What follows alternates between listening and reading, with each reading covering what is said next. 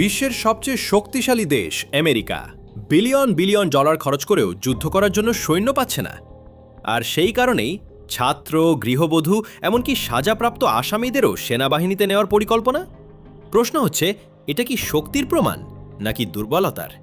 ভিডিওটা শেষ পর্যন্ত দেখলে আপনি নিজেই সিদ্ধান্ত নিতে পারবেন।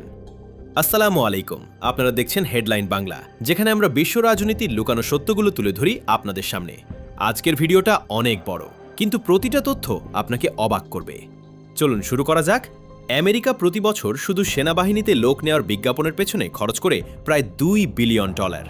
Join the army, be all you can be, এই ধরনের বিজ্ঞাপন ইউটিউব, টিকটক, টিভি সব জায়গায় ছড়িয়ে দেওয়া হয়।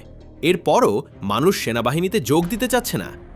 যুদ্ধে গেলে $10,000 বোনাস, মাসে প্রায় $1,000 অতিরিক্ত ভাতা, ফ্রি চিকিৎসা, মৃত্যুর পর পরিবার পাবে লাখ লাখ ডলার। এত কিছুর পরও মানুষ কেন যাচ্ছে না? এটাই সবচেয়ে বড় প্রশ্ন। এখানে একটা ছোট প্রশ্ন, আপনি হলে কি এই অফার নিয়ে যুদ্ধে যেতেন? কমেন্টে লিখে জানান। আর ভিডিওটা ভালো লাগলে একটা লাইক দিয়ে রাখুন। যখন সাধারণ মানুষ আসছে না, তখন প্রেসিডেন্ট ট্রাম্প কি করলেন? সেনাবাহিনীতে ভর্তির বয়স বাড়িয়ে 42 বছর। মাদক সংক্রান্ত অপরাধে দোষী ব্যক্তিদেরও সুযোগ। রিজার্ভ ফোর্সের ওপর নির্ভরতা বাড়ানো, মানে যারা আগে যোগ দিতে পারত না, এখন তাদের দরজা খুলে দেওয়া হয়েছে। এটা কি শক্তিশালী দেশের লক্ষণ নাকি যুদ্ধের জন্য মরিয়া হয়ে যাওয়া? সবচেয়ে ভয়ঙ্কর তথ্যটা এখানে, যারা মারা যাচ্ছে তাদের বেশিরভাগই নিয়মিত সৈন্য না, ছাত্র, মেকানিক, মার্শাল আর্ট ট্রেনার, গৃহবধূ। একটা উদাহরণ, 20 বছরের ডেকল্যান একজন ইউনিভার্সিটি ছাত্র, গেম খেলেই সময় কাটাত, আজ সে মৃত। অন্যদিকে 54 বছরের এক অফিসারও নিহত। মানে এই যুদ্ধে বয়স বা পেশা কিছুই ম্যাটার্ড না। এই জায়গায় আপনি একটু থামুন, ভাবুন, এটা কি সত্যিকারের পেশাদার যুদ্ধ? ভিডিওটা শেয়ার করুন যাতে অন্যরাও এই তথ্যগুলো জানতে পারে। রিজার্ভ আর্মি মানে কি? সাধারণ মানুষ যাদের ফুল টাইম কাজ অন্য জায়গায়, জরুরি সময় ডাকা হয়। কিন্তু এখন এই রিজার্ভ সদস্যদেরই সরাসরি যুদ্ধে পাঠানো হচ্ছে। এটা ঠিক যেন একজন অফিসের কর্মচারীকে হঠাৎ করে যুদ্ধক্ষেত্রে পাঠানো।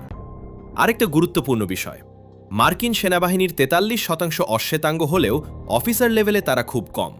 বিপজ্জনক কাজে তাদের বেশি পাঠানো হয়। ইরাক যুদ্ধে 13% জনসংখ্যা ছিল কৃষ্ণাঙ্গ, কিন্তু নিহতদের মধ্যে 21%। এই সংখ্যাটা অনেক কিছু বলে দেয়। আপনার কি মনে হয় এটা শুধুই কাকতালীয়, নাকি এর পেছনে অন্য কিছু আছে? কমেন্টে আপনার মতামত লিখুন। কেন মানুষ যাচ্ছে?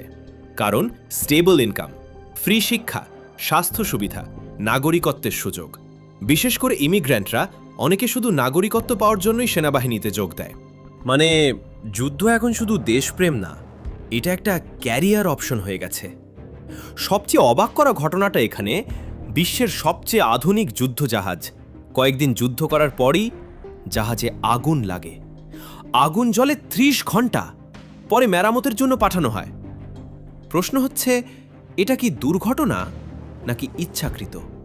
অনেকে বলছে সৈন্যরা নিজেরাই যুদ্ধ এড়াতে এটা করেছে। এই ঘটনাটা আপনি বিশ্বাস করেন? একটা যুদ্ধজাহাজে 30 ঘন্টা আগুন, এটা কি স্বাভাবিক? কমেন্টে আপনার মতামত দিন। সবকিছু মিলিয়ে যা বোঝা যাচ্ছে, পেশাদার সৈন্য কম, রিজার্ভ ও সাধারণ মানুষ বেশি। অর্থনৈতিক চাপ দিয়ে মানুষ আনা হচ্ছে, যুদ্ধের আগ্রহ কমে গেছে। এটা একটা বড় সিগন্যাল, মানুষ যুদ্ধ চায় না। বিশ্লেষকরা বলছেন 5টা কারণ। 1. যুদ্ধের ভয়। 2. দীর্ঘমেয়াদী ঝুঁকি। 3. মানসিক চাপ। 4. বিকল্প ক্যারিয়ার। 5. সরকারের ওপর আস্থার অভাব। ভিডিওটা যদি এখানে পর্যন্ত দেখে থাকেন, তাহলে অবশ্যই চ্যানেলটি সাবস্ক্রাইব করুন, কারণ আমরা এমন তথ্যই নিয়ে আসি যা অন্যরা বলে না।